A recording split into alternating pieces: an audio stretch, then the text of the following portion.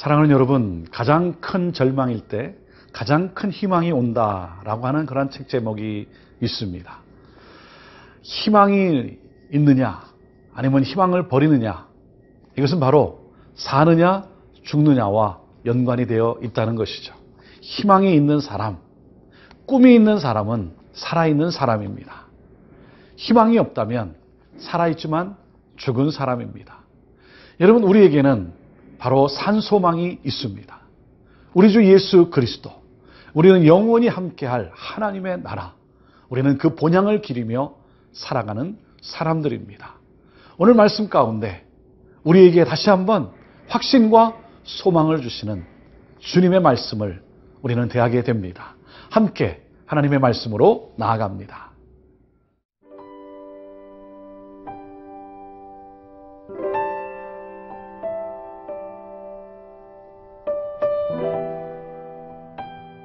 요한복음 14장 1절에서 14절 말씀입니다. 너희는 마음에 근심하지 말라. 하나님을 믿으니 또 나를 믿으라. 내 아버지 집에 거할 곳이 많도다. 그렇지 않으면 너희에게 일렀으리라. 내가 너희를 위하여 거처를 예비하러 가노니 가서 너희를 위하여 거처를 예비하면 내가 다시 와서 너희를 내게로 영접하여 나 있는 곳에 너희도 있게 하리라. 내가 어디로 가는지 그 길을 너희가 아느니라. 도마가 이르되 주여, 주께서 어디로 가시는지 우리가 알지 못하거늘 그 길을 어찌 알겠사옵나이까. 예수께서 이르시되 내가 곧 길이요 진리요 생명이니 나로 말미암지 않고는 아버지께로 올 자가 없느니라.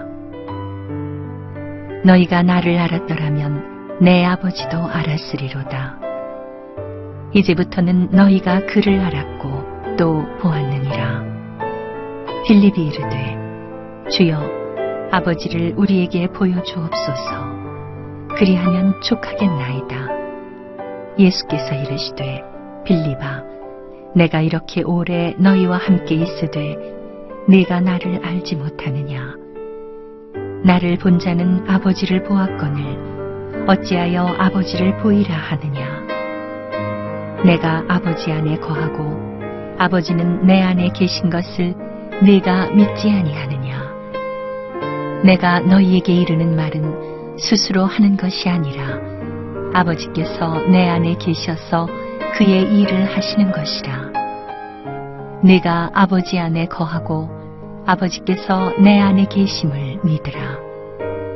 그렇지 못하겠거든 행하는 그 일로 말미암아 나를 믿으라. 내가 진실로 진실로 너희에게 이르노니 나를 믿는 자는 내가 하는 일을 그도 할 것이요 또한 그보다 큰 일도 하리니 이는 내가 아버지께로 감이라.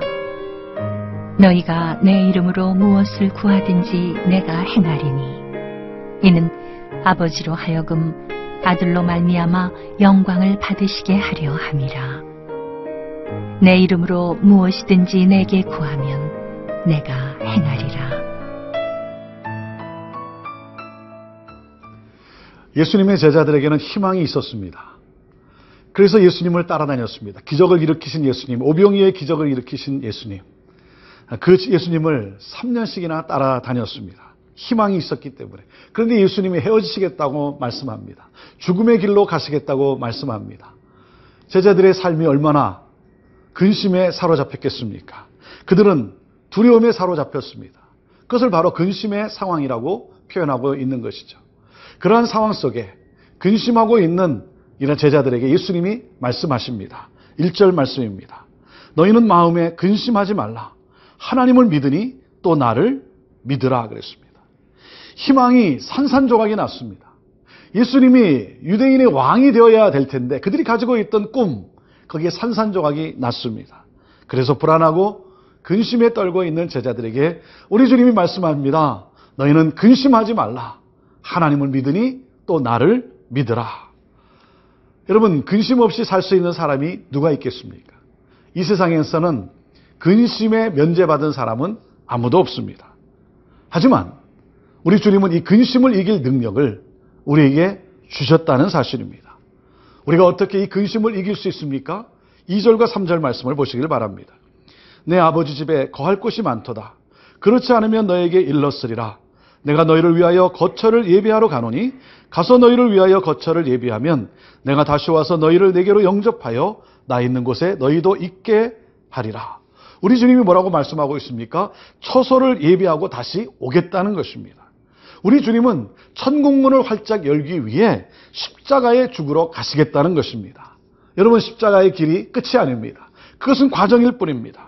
죽으시고 부활하셔서 우리 주님은 천국의 문을 활짝 열고 그 열쇠를 가지고 우리에게 오시겠다라고 하시는 것입니다. 부활의 예수 그리스도, 다시 오실 예수 그리스도. 사랑하는 여러분, 우리에게는 부활의 영광이 있습니다. 죽음의 권세를 이기시고 다시 사신 예수 그리스도. 그 예수 그리스도를 믿는 믿음이 바로 능력인 것입니다.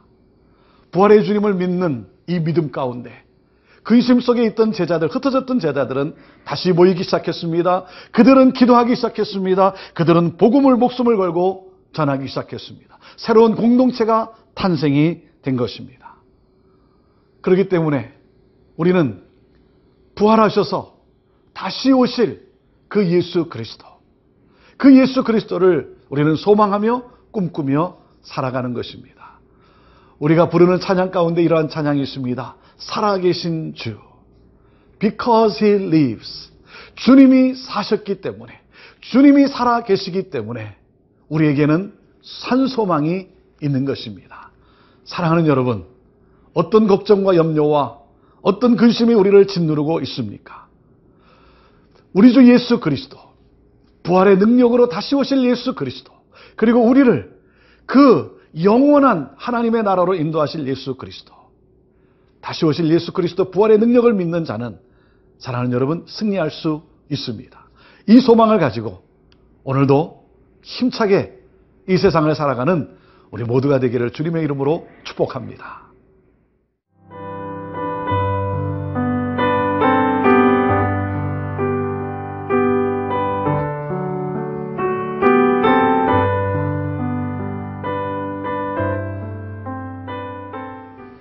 근심하는 이유는 불안하기 때문인 것이죠.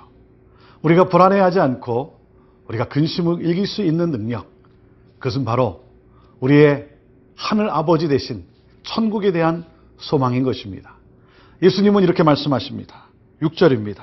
예수께서 이르시되 내가 곧 길이요 진리요 생명이니 나로 말미암지 않고는 아버지께로 올 자가 없느니라. 길이요 진리요 생명이신 예수 그리스도, 그분은 우리를 아버지가 계신 그 영원한 천국으로 우리를 인도하신 분입니다. 그렇기 때문에 우리는 천국에 대한 소망을 가지고 살아가는 그러한 존재인 것입니다. 천국에 대한 절대적 소망, 사랑하는 여러분, 지금 당장 힘들고 현실이 어렵다 할지라도 천국에 대한 소망이 있는 사람은 우리는 이기는 자로 살아가게 됩니다. 천국은 어떤 것입니까? 아버지가 계신 것입니다. 우리는 누굽니까? 하나님이 나의 아버지라고 하는 사실입니다.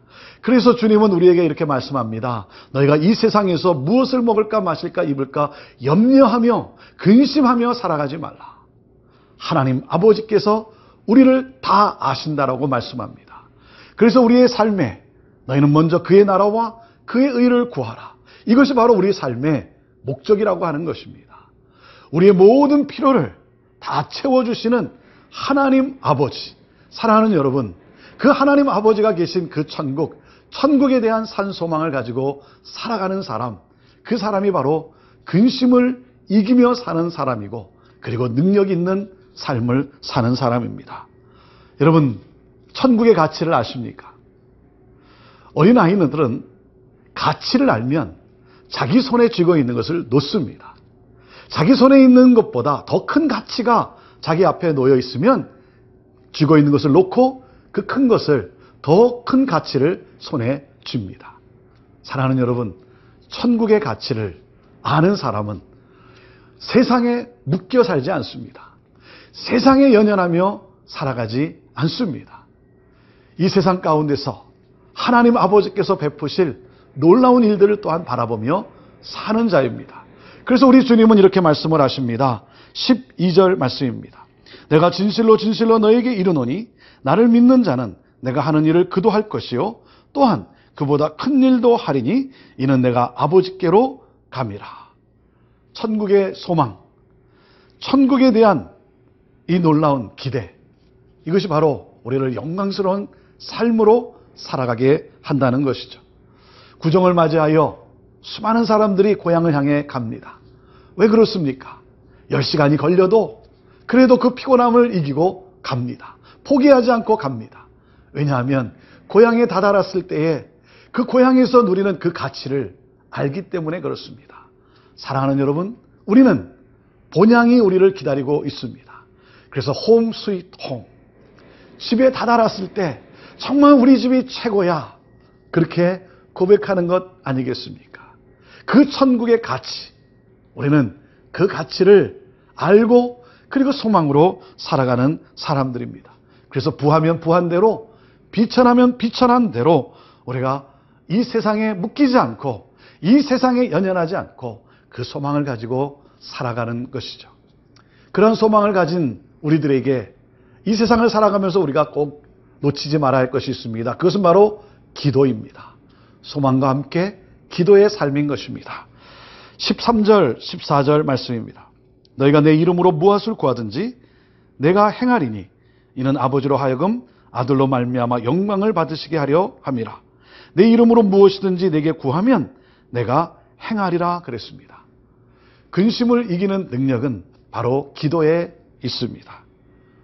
사랑하는 여러분, 생각해 보십시오. 근심이 없다면 기도하겠습니까? 근심이 있기 때문에 기도하는 것입니다. 근심하기 때문에. 세상 사람들은 근심에 빠져서 한탄을 합니다.